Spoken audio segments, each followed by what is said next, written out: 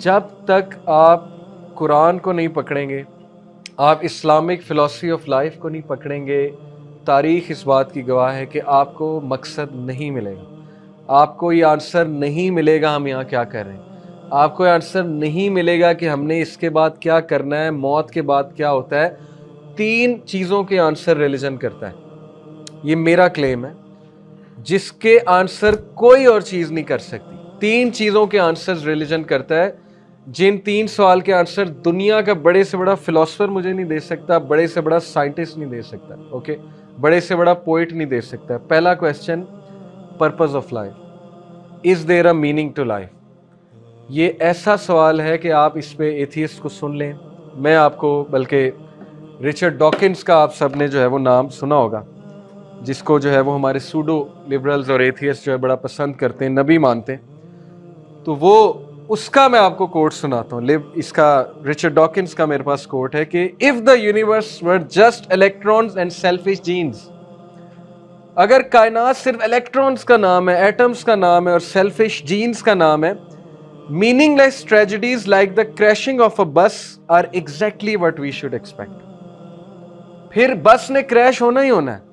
अगर आप सिर्फ जीन्स हैं और आप सिर्फ इलेक्ट्रॉन्स हैं और आपका मीनिंग कोई नहीं एग्जिस्टेंस का, तो फिर आपकी बस क्रैश होगी, आपने मरना।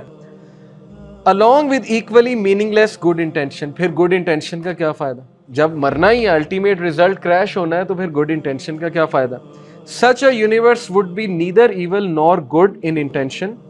ऐसी कायनात ना गुड है ना इवल है, बेकार है, पर्पसलेस है। It would manifest no intentions of any kind. ऐसी कायनात कोई इंटेंशन मैनिफेस्ट नहीं कर रही है, आपको सिर्फ डार्कनेस दे रही कि डूम है, डार्कनेस है, डिस्पेयर है, ग्लूम है, तुम लोग एलोन हो, कोई तुम्हें वॉच नहीं कर रहा है, किसी को अकाउंटेबिलिटी नहीं देनी है, बस सब कुछ खुद करो, you are on your own. Somehow धमाका हुआ, एवोल्यूशन हुई, एप से तो बंदर से तुम बन गए, अब तुम सम हाउ यहाँ पे हो, अब चलो गुजारो जिंदगी। यानी इस तरह की बात। और फिर it would manifest no intention of any kind in a universe of blind physical forces and genetic replication. Some people are going to get hurt. अब वो कहता है कि अगर तो जेनेटिक रेप्लिकेशन है और ऐसी यूनिवर्स है जिसकी इंटेंशन ही कोई नहीं है, ना गुड ना इवल, नथिंग, तो फिर इसमें क्या होने वाला है कि physical blind physical forces and genetic replication वाली दुनिया में some people are going to get hurt and you can't do anything about it. मरेंगे लोग, डाकू आएगा, मार जाएगा, जस्टिस मिलेगा नहीं मिलेगा, ये डिपेंड करता है वो पावरफुल है या कैसा है। अगर तो वो प्रेसिडेंट है तो वो तो बच जाएगा, जैसे जॉर्ज डब्ल्यू बुश और टोनी ब्लेयर बचा हुआ है, हज़ारों लाखों इराकी बच्चों को कत्ल करके, डजेंट मैटर, वो बच्चे मर गए, उनके माँ बाप पेन में हैं, सफरिंग में हैं, सो व्हाट, क्योंकि मकसद ही कोई नहीं कायनात का, तो फिर रोने की क्या ज़रूरत है। कोई हर्ट होगा, some are going to get hurt, other people are going to get lucky. कुछ लकी होंगे, बस ठीक है, जिसकी लक है उसकी लक है। And then you won't find any rhyme or reason in it, nor any justice. ना आप कोई जस्टिस की उम्मीद करें, ना कोई रीजन की उम्मीद करें, ना कोई रिदमिक इसमें रिदम देखने की कोशिश करें कि ये इवेंट्स के पीछे रिदम क्या है, ऐसा क्यों हो रहा है, सफरिंग क्यों है, why is there so much suffering in the world. The universe we observe has precisely the properties we should expect. If there is at bottom no design, no purpose, no evil and no good, nothing but blind, pitiless indifference. ये वो एक इंतहाई demotivational बात, इंतहाई कह लें कि demoralising बात कर रहा है। और सिर्फ ये नहीं है, रिचर्ड डॉकिन नहीं है, जितने भी एथियस्ट हैं, जितने भी ये ह्यूमनिज्म वाले पोइट गुजरे हैं, आप इनकी पोइट्री पढ़ लें। ह्यूमनिज्म एक फ़िलासफ़ी है पूरी, पता है ना आप लोग, ह्यूमनिज्म कभी इस पर रिसर्च कीजिएगा। 18वीं सदी में ह्यूमनिज्म बहुत उरूज पे आई। ह्यूमनिज्म मॉरल रिलेटिविज्म की शिकार है। अभी मैं आपको बताता हूँ ह्यूमनिज्म का क्या फ़लसफ़ा है। ह्यूमनिज्म बेसिकली ये कहती है कि खुदा कोई नहीं है, रिलीजन कोई नहीं है, और वही ये सब फजूलियात हैं, बकवास है। ह्यूमन बींग्स एग्जिस्ट कर रहे हैं, let's focus on them, humans पे फोकस करो, ये है ह्यूमनिज्म। ह्यूमनिज्म कहती है कि मॉरल रिलेटिविज्म से मुराद ये है कि जो मुआशरा जैसा है उसकी वैसी मोरालिटी है, यानी कोई कॉमन मोरालिटीज़ नहीं है, जो मुआशरा जैसा है वैसी उसकी मोरालिटी है। रिलेटिविज्म जिसको कहते हैं ना, रिलेटिव मोरालिटी इज रिलेटिव, किसी के लिए जो है वो फलाना लिबास है, किसी के लिए फलाना लिबास है, तो ठीक है पहनो, जिसको जो समझ लगती है पहनो। कोई भी चीज़ रोकने के लिए नहीं है, कोई हार्ड एंड फास्ट रूल्स नहीं है। इसको मॉरल रिलेटिविज्म बेसिकली कहते हैं। तो जितने भी ह्यूमनिज्म वाले आपको पोइट मिलेंगे ना, उनकी पोइट्री में आपको ग्लूम और डिप्रेशन नजर आएंगे, क्योंकि जाहिर है अल्टीमेटली पर्पस, मैंने आपको बताया प्लेन ने क्रैश होना है। जब हम इस प्लेन पे हैं, इसने क्रैश हो जाना है, तो फायदा क्या, हम यहाँ बैठे क्या कर रहे हैं, हम यहाँ पे क्या डिस्कशंस कर रहे हैं, घर चलते हैं। जब मरना है और मरने के बाद है ही कुछ नहीं, तो फिर यहाँ पे अल्टीमेट गोल क्या है? कुछ लोग लकी हैं, कुछ लोग हर्ट होंगे, कुछ लोग को पेन आएगी, कुछ लोग पेन से बच जाएंगे, कुछ लोग को जस्टिस मिलेगा, हु आर लकी, जिनके पास बड़े कॉन्टैक्ट्स हैं, पुलिस उनका वाकिफ है, कोर्ट्स के चक्कर लगाते हैं, कोर्ट्स वाले उनके वाकिफ हैं। कुछ लोग हैं उनको जस्टिस कभी मिलेगा नहीं, मर जाएंगे। जो ब्लाइंड है वो फिर ब्लाइंड है, मरो, तुम्हारी अपनी मर्जी है, तुम खुद ब्लाइंड पैदा हुए हो। Natural selection, so called natural selection, कि ये तुम्हारा कसूर है तुम ब्लाइंड हो, हमारा तो कसूर नहीं है, तुम्हारा कसूर है तुम गरीब हो।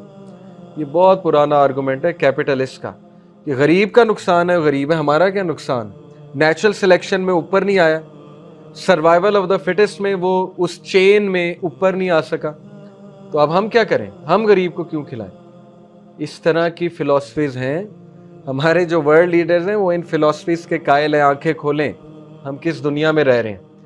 ये मत समझे उमर बिन अल खत्ताब जैसे लोग इस वक्त दुनिया को कंट्रोल कर रहे हैं। जिस तरह के जहनी मरीज इस वक्त दुनिया को कंट्रोल कर रहे हैं, वो रिजल्ट्स आपके सामने हैं। पूरी दुनिया को बेवकूफ़ बनाया हुआ है, पूरी दुनिया को झांसा दिया हुआ है, वाइट कॉलर स्लेव बनाया हुआ है, कंज्यूमर बनाया हुआ है, पर्सनैलिटीज़ डिस्ट्रॉय कर दी हैं, तबाह कर दी हैं। वो जो लॉलीपॉप होता है, वो पॉर्न और ये सारी चीज़ें जो है दी हुई हैं, हॉलीवुड की इंडस्ट्री खोली हुई है कि बस ठीक है, जैसे वो बच्चे को खिलौना पकड़ा दो बच्चा नहीं रोएगा, तो खिलौने पकड़ाए हुए हम सबको, और ये हम सोचते ही नहीं है, हम क्वेश्चन ही नहीं करते इन चीज़ों को। जैसे लाइफ गुजरी हम गुजारते जा रहे हैं। इस वक्त ग्लोबल अफेयर्स क्या है, हमें से कितनों को पता है? हालात कहाँ पे जा रहे हैं, हमारा अमेरिका के साथ क्या रिलेशन जा रहा है, अफगानिस्तान में क्या चल रहा है, पैलेस्टाइन में जो हो रहा है वो आपके सामने है, सीरिया में जो हो रहा है। अगर आप समझते हैं यू आर नॉट नेक्स्ट, तो ये आपकी बहुत बड़ी गलत फहमी है। You are next. मुसलमान, वो जो इलामा इकबाल कहते हैं ना कि मुसलमान सबसे बड़ा ख़तरा है इस दुनिया के लिए, कैपिटलिस्ट वर्ल्ड के लिए सबसे बड़ा ख़तरा मुसलमान है। मुसलमान बच्चा है जिसने ला इलाहा पढ़ा हुआ है और उसको ला इलाहा की समझ है, उनके लिए सबसे बड़ा थ्रेट है, क्योंकि वो कहता है कि अल्लाह के अलावा मैं किसी की नहीं मानूंगा, और दिस दे कांट बियर। ये मैं गोरों की बात नहीं कर रहा, डोंट गेट मी रॉन्ग कि गोरों की बात हो रही है, ये मैं उन ईवल लोगों की बात कर रहा हूँ। वो ईवल कोई भी हो सकता है, मुसलमान में भी हो सकता है, उनमें भी हो सकता है, कोई भी वो वर्ल्ड लीडर हो सकता है। गोरे हमारी तरह के इंसान है, ह्यूमन बीइंग्स है, ब्रदर्स इन ह्यूमैनिटी हैं, उन तक भी मैसेज पहुंचाना है, उनको भी अनप्लग करना है। तो मैं आपको थोड़ा सा ना रिजल्ट दिखा रहा हूँ कि इस वक्त गॉड को इक्वेशन से हमने आउट किया है, तो फिर आ जाओ, फिर नेचुरलिज्म की तरफ आ जाओ, सर्वाइवल ऑफ द फिटेस्ट की तरफ आ जाओ, नेचुरल सिलेक्शन की तरफ आ जाओ।